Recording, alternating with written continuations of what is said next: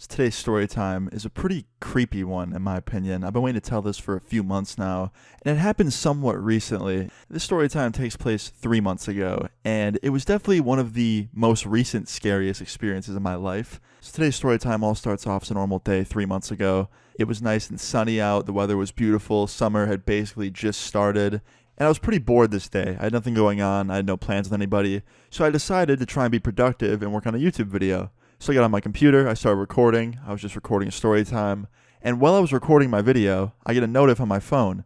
It was an email notification, and I open it, and it's from this random email address, and the topic of the email is just, I know where you live. Now an email having that subject is pretty intriguing, so I opened the entire email to see what they had to say, and the email itself just said, you're dead, I know where you live. And that was it. No picture attached, no link attached, no proof that they knew where I lived at all. So I immediately was just unfazed. I get hundreds of comments a day from people that don't like me, so it wasn't the first time I saw something that was like, trying to be scary. And the fact that the email had no proof whatsoever in it about where I lived, I wasn't nervous.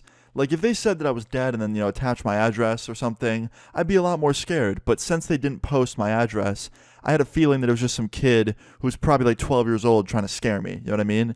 So I didn't let it happen. I didn't let it get me. I just went back to doing my video, and I just ignored it. I blocked the email address, and I thought that was the end of it, right? And then after I get done making my video, and while I'm uploading, I get a message on my phone, this time a text message notification, and it was a text message from a random number that just said, hey, did you get my email, Austin? Now, at first glance, I didn't even put two and two together. I thought it was just someone that emailed me who also had my phone number, and they were like trying to follow up. Because sometimes I'll get business emails from people I actually work with, and those people sometimes have my phone number as well, and I just forget to add them to my contacts. So I literally thought it was just somebody that I knew, and I forgot to save their number in my phone. So I responded, and I was like, hey man, my bad, I don't have your number saved. Who is this? And they respond, and they go, oh, you don't know me yet, but you're gonna. And I'm like, what? So I respond with just question marks because I was confused. And then he responds with his email address, and I immediately recognize it. It was the same email address that sent me that email earlier saying that I was dead, and it said that they knew where I lived. So I immediately realized this is that same dude that was trying to scare me earlier. And then I also realized that he had my phone number, and I have no idea how he got it. And I'm also a lot more nervous now because he actually has some personal information of mine. So I just respond, and I'm like, sorry man, don't know who this is, and I blocked them because I did not want to talk to him any longer. And of course, he makes some new phone number and texts me like 5 minutes later saying, you better get out of your house tonight or else you're going to die. And then he responds with a photo of my house on Google Maps. And that's when I was like, okay, I'm scared. So not knowing what to do, I just frantically block his number again. And then I call up one of my friends who was like staying with me at the time. He was staying with me for a couple weeks. And I was like, hey man, I just got a death threat. And to be honest, I really don't know what to do. He's like, well, what do you mean death threat? Like, what did it say? I was like, it literally said, I'm dead. And then he somehow got my phone number and texted me to leave my house tonight or I would die. And my friend's like, does he actually have your address? I was like, yep. He attached a photo of it with the death threat. And my friend's like, okay, you need to get out of there tonight. And I'm like, really? You think it's that serious? He's like, dude, I don't know how serious it is, but either way, he's threatening you and he has your personal information. I would just get out of there for the night to be safe. And I was like, shit. And he's like, you want me to call my uncle up? Now, my friend's uncle was a cop. He was like one of the higher-up cops in our area. And I was like, I don't know, man. He's like, you know what, man? I'm doing it. I don't care if you don't want me to. I just want you to be safe, and I want to make sure you're all good. I'll have him look into this phone number. So I send him both phone numbers this dude texted me off of, this hacker, and he sends them over to his uncle and tells his uncle what's going on, and he says he's going to look into it. So at this point, I'm thinking like, dude, I don't want to fall for this dude's tricks. Like, there's probably just some stupid, harmless hacker that doesn't even know what they're doing. I don't even think I should leave my house. I'm not going to do it. So yeah, my dumbass was being super prideful and letting my ego speak, and I decided to myself that I wasn't going to leave my house that night. So fast forward to later that night, my friend comes over. He comes home from work. He comes to my house, and he's like, hey man, what are you doing here? I was like, I don't know, living, like I always do here. He's like, dude, you can't be here tonight. Like, I'm nervous. I don't want you to get hurt. I was like, what are you doing here? He's like, I just came here to pick up clothes. I left my clothes here. I wanted to grab them and then go meet up with you.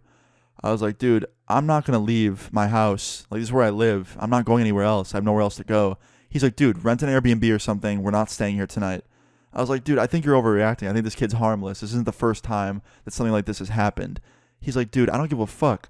I don't want to take any chances and see you get hurt. So I could clearly tell that my friend was worried about me and like definitely nervous. And I decided, you know what? If it'll make him feel better, I'm down to do it. I'll leave my house for the night because the last thing I want to do is make my friend sad and worry about me. So I packed up some things and I rented a hotel for the night because I had nowhere else to go. So me and my friend stayed at this hotel together for one night, and the next morning we both woke up to a text message from his uncle on my phone saying to call him immediately. So I call up my friend's uncle, and I can't lie. Based on what he texted me, I really thought he was about to have some like crazy groundbreaking information about, what's going on. And he answers the phone. He's like, "What's up, Austin?" I was like, "Hey man, like you told me to call you." He's like, "Yeah, man, so bad news. I ran both those numbers you gave me, and I can't find anything on either one. I think this guy's using some sort of app to text you or like some sort of website because those numbers don't lead to anything." I was like, "Oh, okay." He's like, "Yeah, if I were you, I'd just be careful. I think it's just an empty threat. But, if you want to take a few days off from your house, you can." And I was like, "Okay, thanks, man." He's like, "Yeah, no problem." And he hangs up. So I'm sitting there thinking like, okay, fuck, what do I do now? Like, I don't know what to do. So I tell my friend about it, and he's like, "Yeah, man, like, I'm so sorry. Like, I thought my uncle would help you." I was like, "Yeah, man, he tried his best. Like, it's okay." And he's like, "So what are you going to do? Are you going to go back home tonight?" I was like, "Yeah, man, I think I'm going to." So that night comes along, and I go back home, and I spend the whole night at my house. Nothing happens. Day after that, nothing happens. Day after that, nothing happens. And I'm starting to think like, okay, clearly this was just one big prank. Some kid was just emailing me and texting me to scare me. Like, it's done, right? I thought it was over with. Nope. It was only fucking beginning. So one night, I'm at my house about a week after all this happened, right? Like a week after all the threats happened on my phone. I'm at my house, sitting in my room at like 2 a.m, just playing some video games, listening to music by myself, not talking to anybody. I have my headphones cranked up to like full volume. And right next to my computer is a really big window that looks out to like my front porch. And all of a sudden, out of the corner of my eye, I can see the motion light turn on my front porch, meaning something moved out there. Now, it turns on all the time for random things, like, a bird will fly by, or like a couple leaves from a tree will like blow by or something, or like a chipmunk or some shit, you know what I mean? Like, millions of things can turn it on. But I noticed something else after it turned on. I noticed a dark figure run by my window as soon as it turned on, out of the corner of my eye. Now, immediately, I throw my headset off, and I look over with both my eyes at my window to see if I just saw what I thought I saw, and I don't see anything. So I get up out of my chair, I run over to the window, and I peek out the window, and I see somebody wearing all black clothes, a beanie, had a backpack on, running as fast as they possibly can off my driveway into the middle of the street and just running down my street away from my house as fast as possible.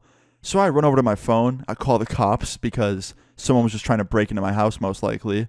And I tell them everything that happened, and I also tell them about how a week ago I was getting these weird messages and emails, and I gave them a description of what the dude was wearing, like all black clothes, black beanie, black backpack, and they tell me that help is on the way and to just hang tight. And after that, I run into my friend's room, my friend that was staying with me. I was like, "Dude, wake up." He's like, "Yo, what's up?" I was like, "Homie, someone just tried to break in." He's like, "What?" I was like, "Yeah, dude, like some dude wearing all black just tried to break into the house or something. Like the motion light turned on, and he was running down the driveway as fast as he could." And my friend's like, "Are you fucking serious? Like, are you messing with me right now?" I was like, "No, dude." He's like, "All right, I'm calling my uncle."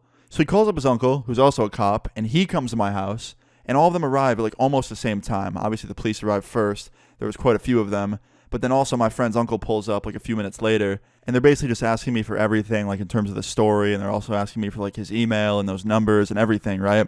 And then 5 minutes after I tell them all that, they find the guy who was at my house. One of the people patrolling the neighborhood after I made the call found him walking on the side of the road, and they took him into the police station and like searched him and all that stuff. He had no weapons on him. All he had was his cell phone and a giant DSLR camera in his backpack. He had like a big camera with a camera battery in his backpack.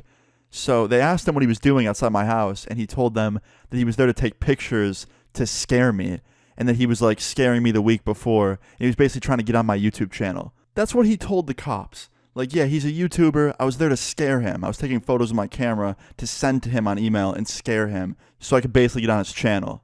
So my friend's uncle tells me all this, right, after they had him in custody. And they also found out that he was 15. He didn't have his ID on him. He kept saying he was 15, but he didn't look 15. And they found out from his parents when they called them and they brought in info that he was 15. So I end up going down there and meeting up with his parents and like with the cops and shit. And this kid's parents tells me that he's a huge fan of mine and that he owns my merch. and they start showing me order history of when they bought him my merch. So, come to find out, this kid was just a huge fan of mine, and he was trying to just like freak me out so I'd make a YouTube video about him, and so he could like flex to his friends that he scared the shit out of me, and like he could flex that he was in a YouTube video. Now, naturally, he got his wish, so if you're watching this, dude, congrats, you succeeded in scaring the fuck out of me and getting your own YouTube video. But I was also left with a choice of what I wanted to do about what he did, because what he did was pretty fucked up.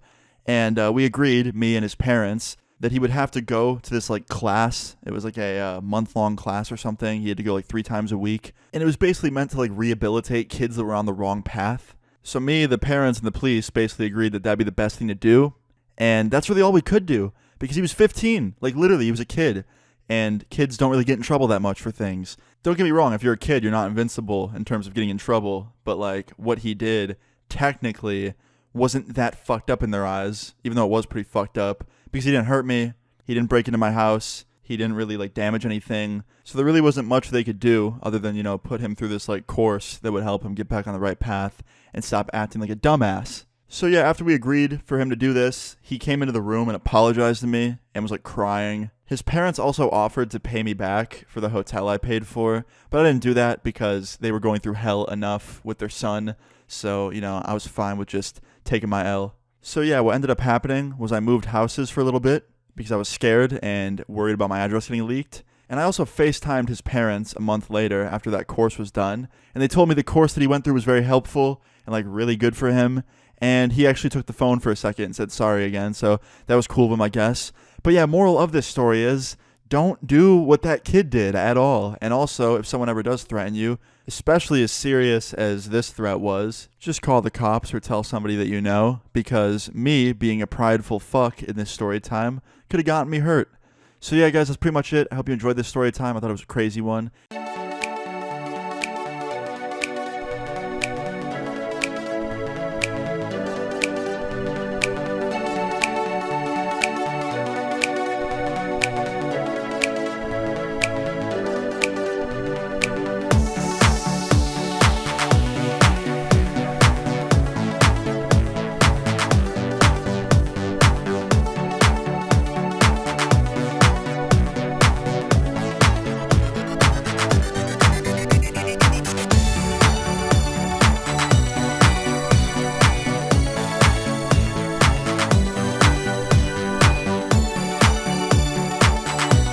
Hi guys, thank you for watching. I love you guys so much. Please like and subscribe to see more great videos. See you again.